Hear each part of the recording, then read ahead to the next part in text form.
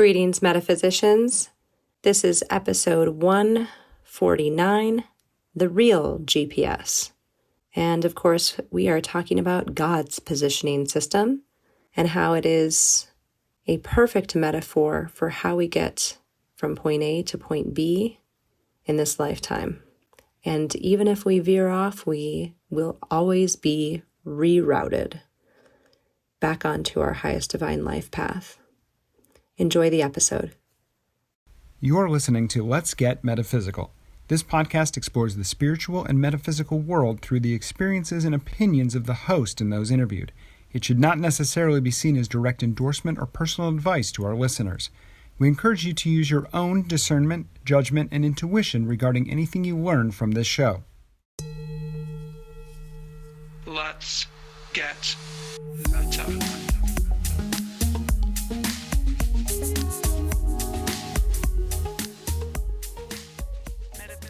Welcome to the Let's Get Metaphysical podcast. I'm your host, Renata Maniaci, here to humbly remind you that you are a spiritual being having a temporary human experience here on lovely planet Earth. And maybe you've had many temporary human experiences here on planet Earth. Maybe you've had many human experiences on other planets, and maybe you've had many experiences that were non-human, here or otherwise. This is Season 7, Heaven on Earth, and this is episode 149, The Real GPS. And what we're talking about here is not the global positioning system. We're talking about God's positioning system. So let's jump right in. Are you ready? Let's get meta. Masters and angels, I request your presence, guidance, and support through this episode. Please help these words to be useful to all listeners on their evolutionary journey. Let me know the truth, speak the truth, become the truth, and be the truth. And please let this episode reach whoever needs to hear it. Thank you with gratitude and full faith. Bless creation. I want to start out by sharing an experience that I had several years ago while I was traveling in Australia.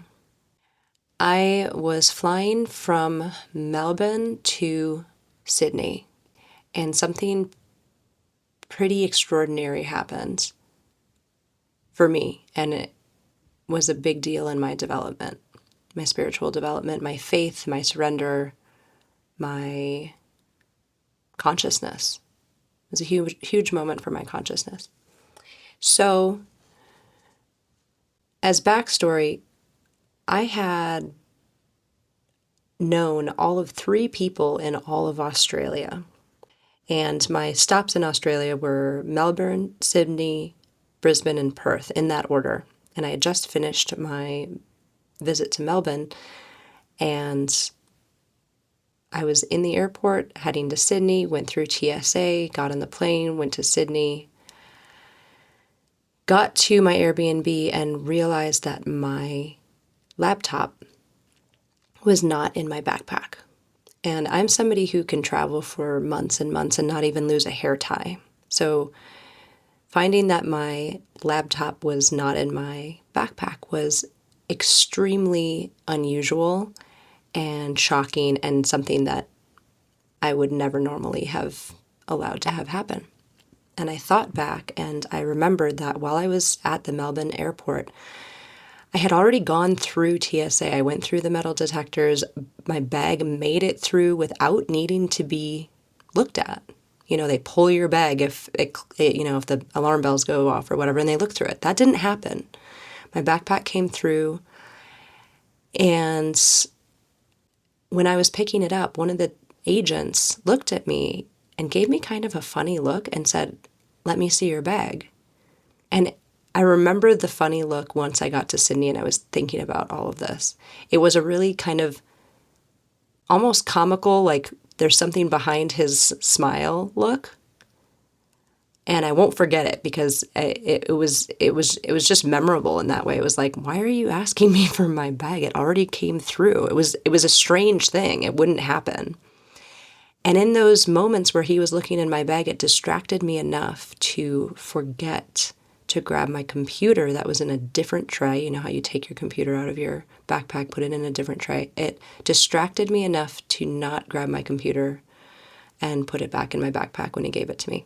And I didn't realize until I got to the Airbnb in Sydney, which also was strange because I was planning on doing work on that flight, but I ended up sitting next to somebody and we made friends and we talked the entire time. So I didn't even open my backpack and notice that I didn't have my computer. Anyways, all of that happened. And I'm sitting there in Sydney thinking, oh my God, what do I do? And I tried calling the Lost and Found phone line in Melbourne, I don't know, 20 times. Nobody picked up. Ever, ever, ever. Nobody picked up. Not even a voice message machine, anything. And it was Sunday, and I always listen to a process called subconscious repair on Sundays. I listen to it once a week. I've mentioned this probably at length in different episodes, but there you have it. So something told me, you know what, let me just listen to subconscious repair, and then I'll figure out what to do after that. So I did. It's about a 18-minute process, so I just listened to it. And then at the end of it, I sat up and thought, okay, let me call them one more time.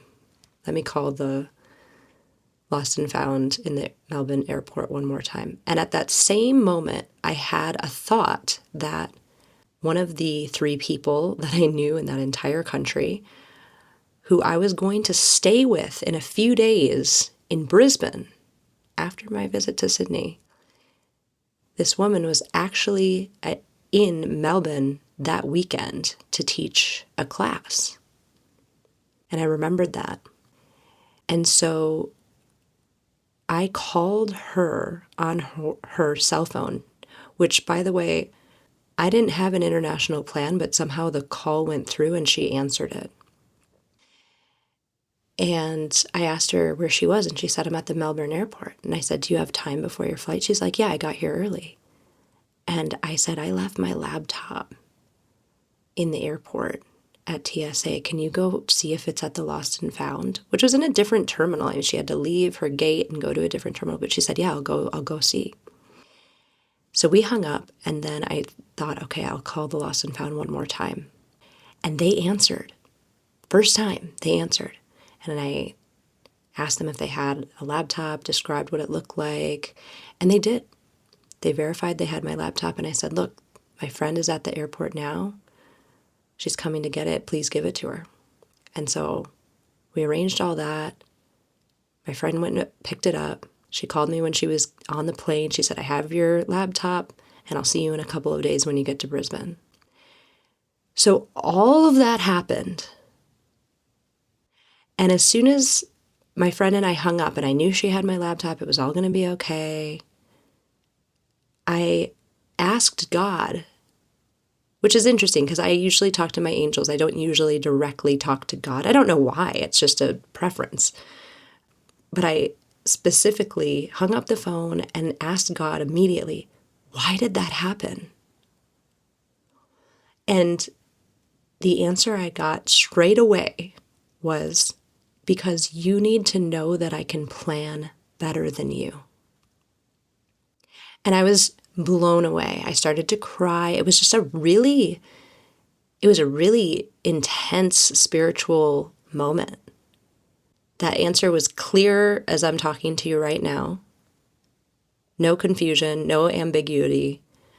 And it's deeply meaningful to have an experience where you know beyond any doubt that this force, this divinity, that first of all, that there is a divinity and a force, and second of all, that it can plan things that are unimaginable, unfathomable.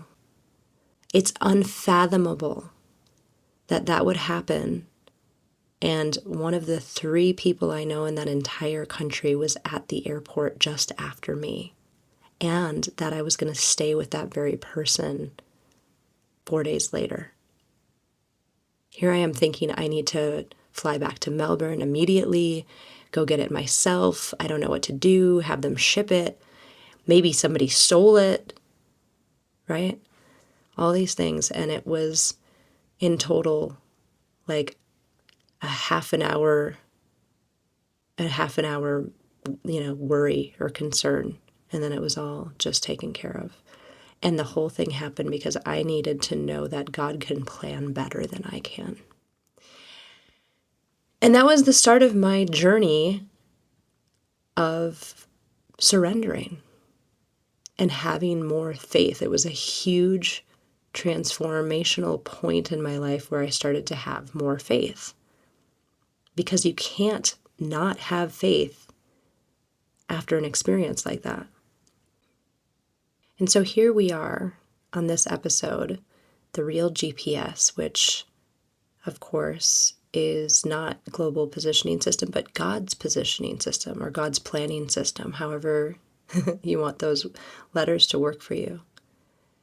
But I don't know if you've all ever thought of this, but I have so many times that the metaphor of the GPS, the navigation system we all have on our phones, on our cars, in our cars, our vehicles, to get us from point A to point B, is such a perfect metaphor for God's divine plan, or the universe's divine plan, our, cosmic plan that we all have individually and we have as a collective and we have as a planet, but we don't really come in remembering that. We're not supposed to come in remembering that, and we're certainly not really told about that in much of our culture, especially these days. If you're lucky, maybe you have grown up in some kind of a faith that you do know this, you do know that there is a plan, you do know that there are divine beings looking out for you and trying to help you. But so many people don't know that. That's not part of their upbringing, that's not part of their reality.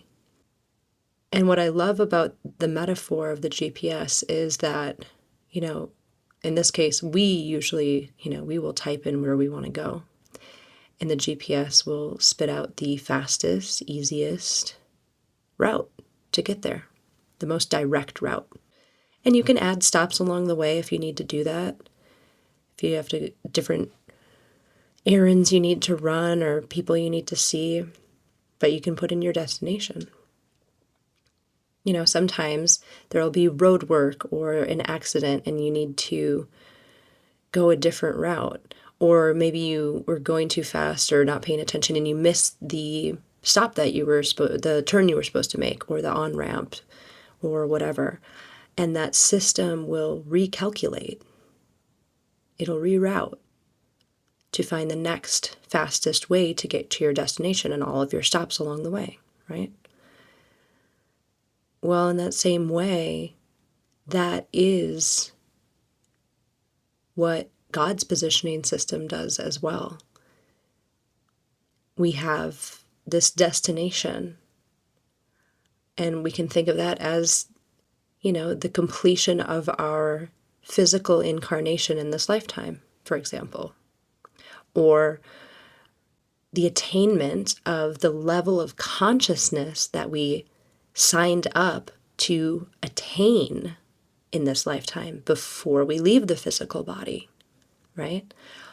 Or you can think of it as the checking of all the boxes of the purpose or purposes that you decided to or needed to incarnate into this lifetime for. Check, did that. Check, did that. Okay, check, did that. You finish your list. You leave your physical incarnation, right? All of those are examples of what a so-called destination, our destination would look like on God's GPS, right?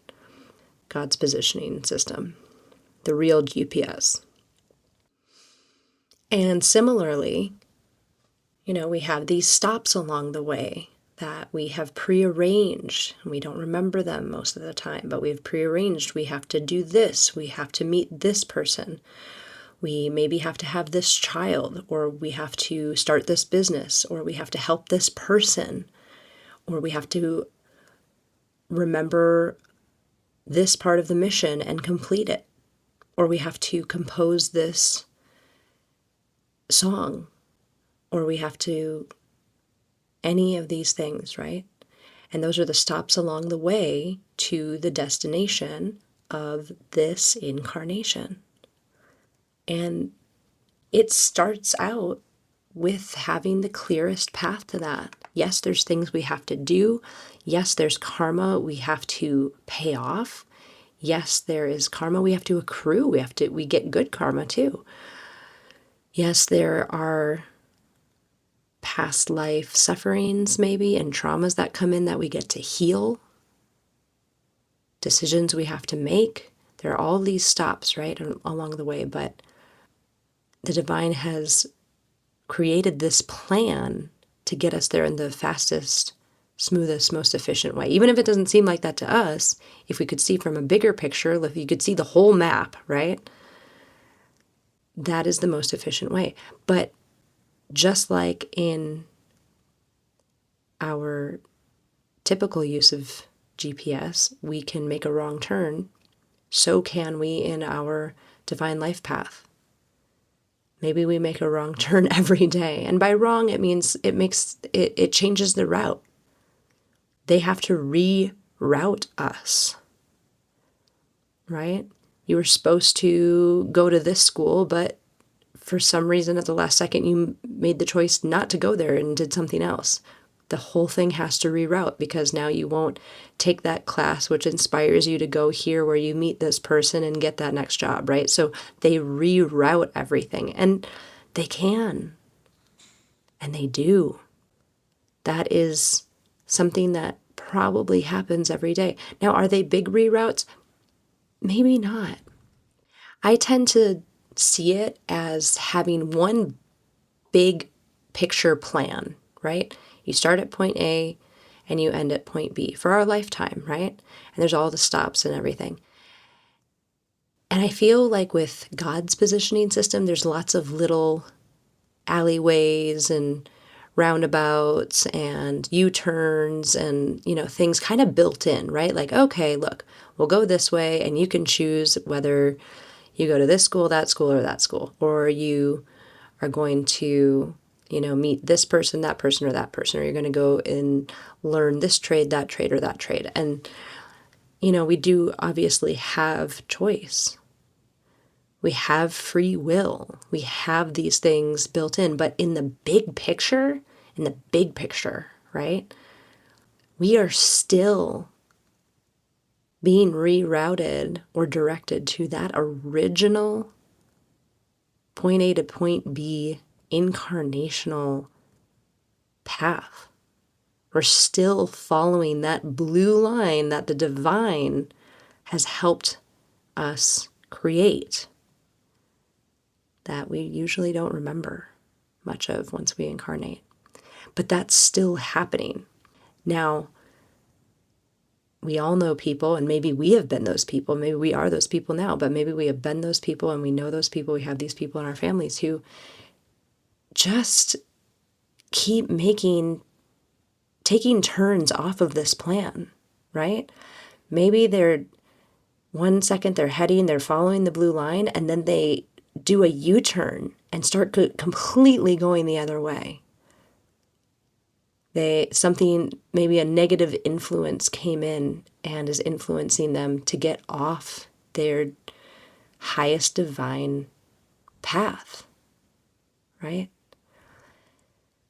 And negative influences can come in the form of so many things. I've talked about this at length. We won't go into it in depth here, but this can be any kind of alcohol, drugs, substances, people, demons, and by demons I mean negative thought forms that just become so big and so influential that they can pull you off your path.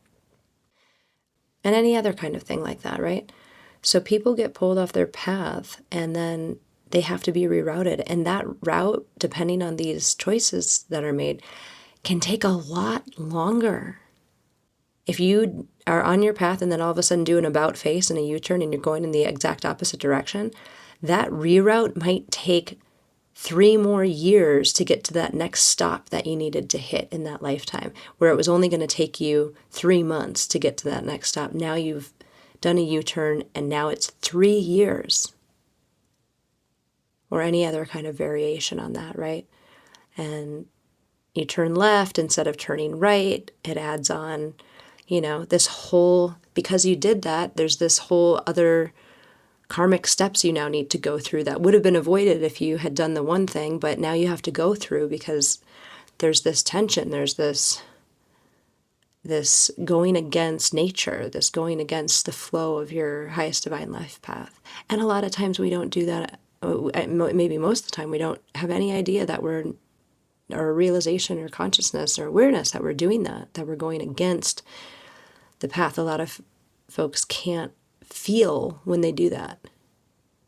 Most people have a built-in system where they can feel if they're in the flow of nature. If you're aware enough, if you're clear enough, right? If you don't have anything else fogging you up, emotions, drugs, alcohol, pharmaceuticals, illnesses, sicknesses, cancers, all of this stuff, right?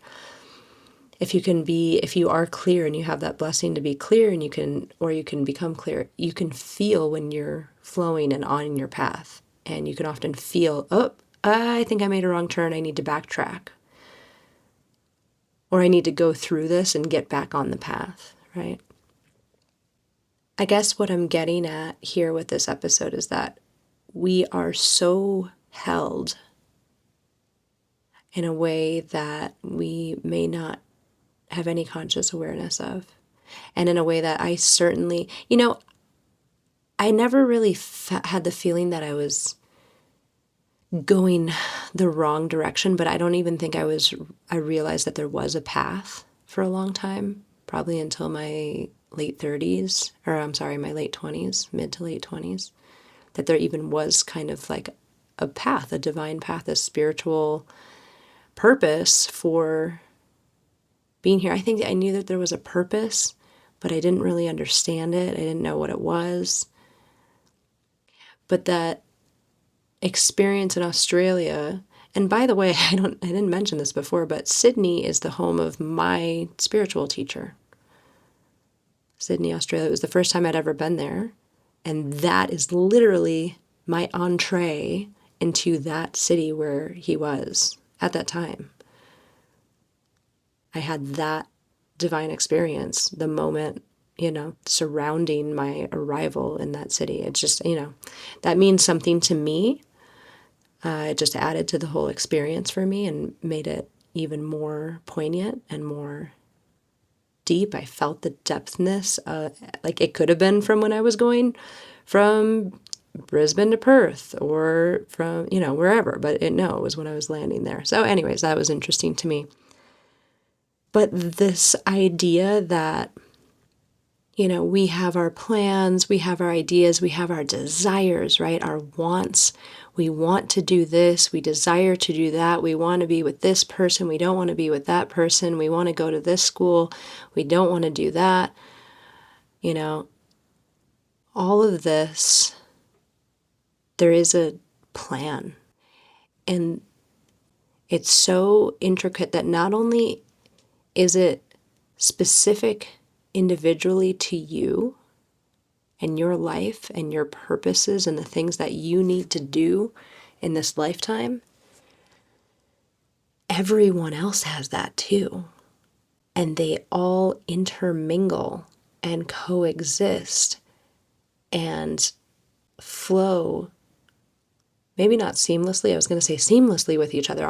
Obviously, there's, because of our experiences and choices we make, there's rerouting that often needs to happen. But these all work somehow. You do meet the person or people you're supposed to meet at that moment who tell you about the thing that you look into that gets you to the next step in the path that you needed to go.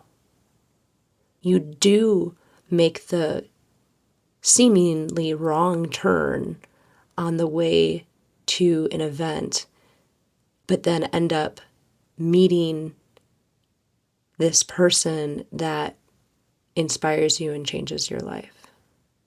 We do miss the flight only to be put on the next one and have an unexpected, incredible result given the people that you met on that flight or the timing of getting to a place that you needed to get to is better. These things that happen that we may initially view as being out of the way are often actually exactly on the path.